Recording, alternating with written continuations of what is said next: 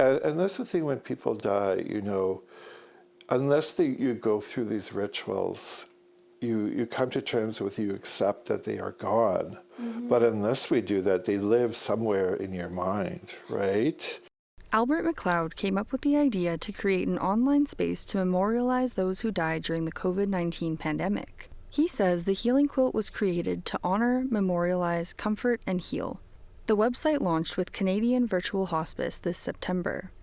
McLeod says he saw the impact that the lack of end-of-life rituals such as wakes, services, and burials was having during the pandemic, just as he had seen before. The idea of the Healing Quilt came from my experience that goes back to the AIDS pandemic from 1980 to about 2000.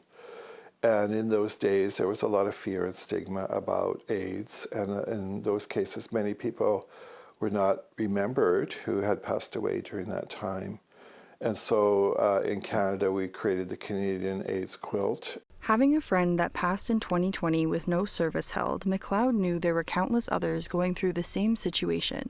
That idea came to me after COVID, where a lot of times people were not enabled to go to hospitals to be with their loved one who was quite ill from COVID or other illnesses like cancer or diabetes. So we came up with this concept of a virtual way that people can remember their loved ones who passed away.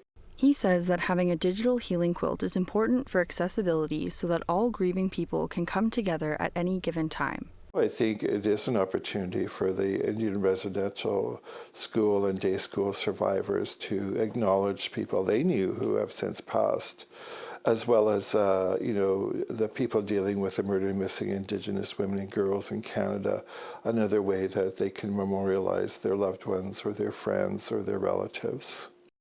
McLeod says that creating a square is something anyone can do at home and that the choice to share it with relatives or to create a public memorial is an option. The Healing Quilt offers ongoing healing and a lasting place for remembering and honoring. Julia Ross, APTN National News, Winnipeg.